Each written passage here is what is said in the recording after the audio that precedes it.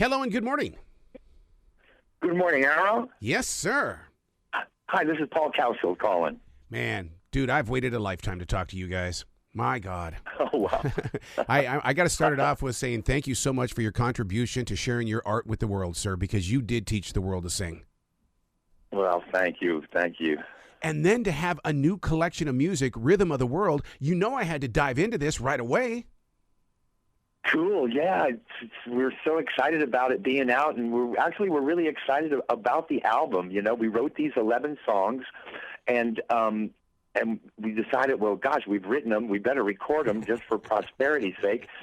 And, man, it started sounding really good to us, and we kept thinking, gosh, this is awesome. And we pursued, and we got a executive producer, Rock Positano, who heard it and said, guys, this is really good.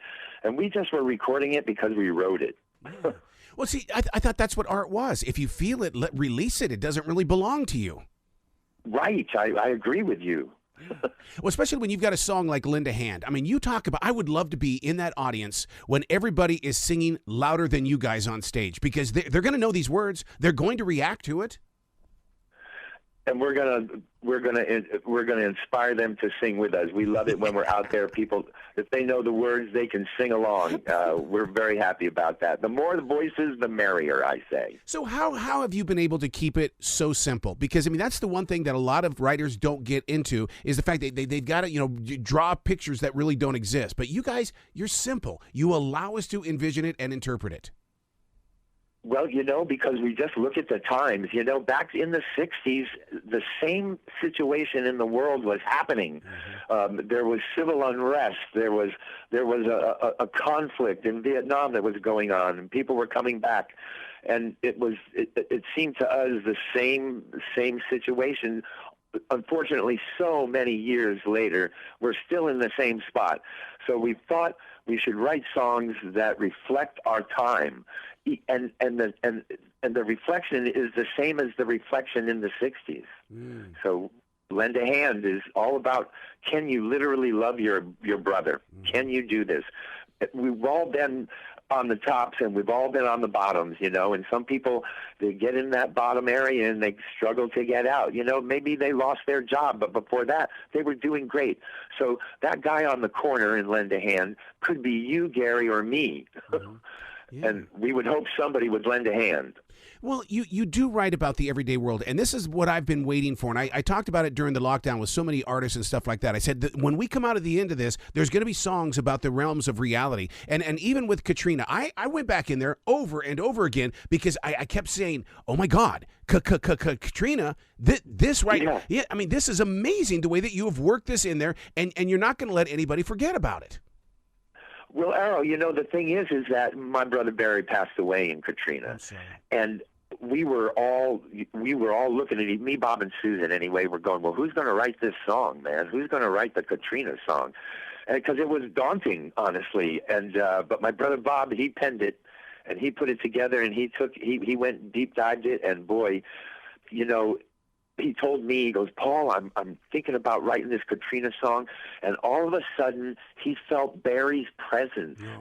I know this sounds funny, Errol, but he felt Barry's presence, and that Barry was telling him what happened, and Bob was writing down what Barry was telling him. And this is like now, and Katrina came from it. And it was a hard song for all of us to do because our rhythm section, Russ Broussard and Mary Lassang, they're from New Orleans. My sister lives there, Russ is her husband, and so they experienced it physically. And so that's kind of why Katrina feels it's a physical song. It's the storm is coming, the storm is raging, the storm is here. And Mary, our bass player, and Russ, our drummer, you can hear it there. They created a storm that they obviously knew something about. Well, you can hear it in the orchestration. I mean, all the way through that song, you're drawn into that, and all of a sudden the pictures inside your imagination come to life. Yep. It's a good one. We love it. So was this the stuttering of Katrina? Was that part of the original part, or was that something where you go, let's put something in there that's going to become the hook of the song? Yeah, I think it really did happen like that. the wrong would go, Katrina, and so when we were in the studio, it was happening like this the whole time, Arl, where we'd go, hey, let's go try this, and we'd run out there and we'd do this and come back in and listen to it, because these songs had just been written and they were new to us, and so we didn't have them for everybody's freshman album. They have it for 5 or 6 years, and so they know every song, they get everything, and this was coming out of us rapidly, and we'd go in, we'd go, hey, this sounds okay, right? You think this is good? And we're going, well, it sounds good to us, so we should keep going forward. And then we decided to go Katrina, and we went and listened. We went, oh, dude, that's it. That's the hook. When you have a song like Rhythm of the World, someone there is a journal writer, or they're doing something, because this song is all about being aware of the elements around us. Well, we have some messages in this album, I mean, we are 60 kids, and even when we used to write before, there was always a little message. And, this album is not short of messages. We do have Rhythm of the World, and we have Nuclear Winter. Rhythm of the World was Susan just is that person. Susan's always looking for the skies to open up, and the sun to shine through, and we're all concerned that if we don't look at it that way, we might not have it, and so that's Rhythm of the World, and we can either do Rhythm of the World and have a great planet and everything will be groovy, or we can have Nuclear Winter, which nobody wants. Oh my God, I see those headlines. I got to tell you, that song really did open up my heart in the way of going, okay, you know what? At least people are talking about this, and it's not the headlines we're shoving away, or we don't want to go to that particular website. But you're talking about it, and that's so important. We felt the need to talk about it. This song was written, Nuclear Winter was written back in the 80s when there was no worries. And now here we are, so many decades later, and this is what we're talking about. So we felt we needed to put that out there, and we felt the Cowsills could say it, because everybody always goes, oh, these are the goody good, the family band. But we're very concerned about it all. And we were happy to have Nuclear Winter just to, try to get everybody rethinking this out. Come on, guys. Right. How has recording changed in the way of doing the sessions and all of a sudden now you have to go in and master the sessions? I mean, that's two completely different projects. It is. And so what happened to us is that we got this album physically recorded right before COVID hit. Oh. So all during COVID, we did two things. We mixed Rhythm of the World, the whole album, online with Frank Filipetti, who was in New York, and it was tedious, but we did it, and so we took advantage of that time to mix it.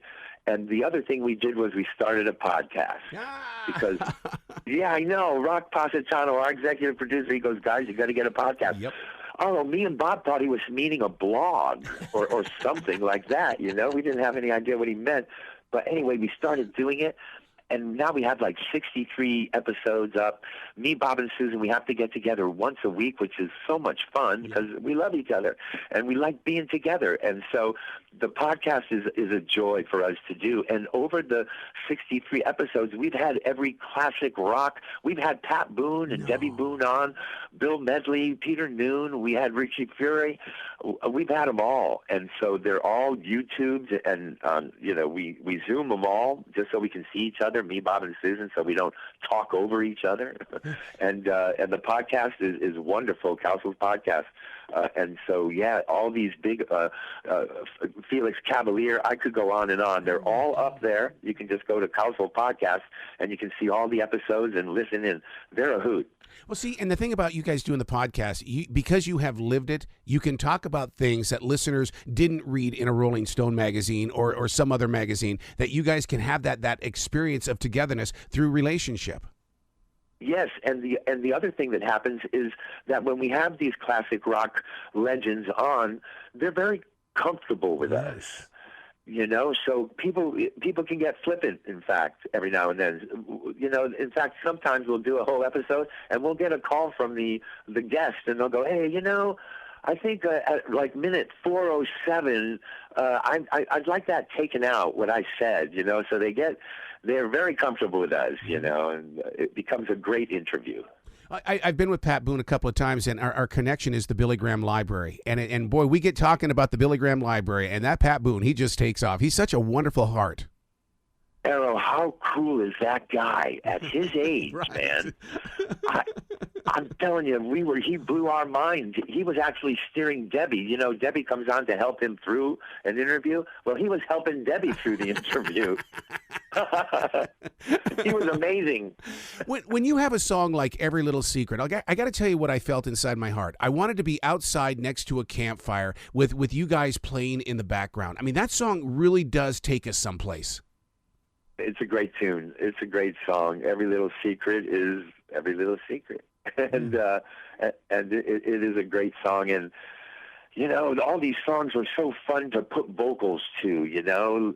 Vocals were missing, I think, in music for a while. And we just felt like we wanted to bring them back. Mm-hmm. And so we really put some vocals on this album. Well, and I'm glad that you said that, because you're right. Because, you know, people were sampling music and stuff like that, basically borrowing from other creative minds. And it's like, okay, I've already heard this song before. It's just got different lyrics. I'm going to tune out. But now you've given us something here that we're tuning into.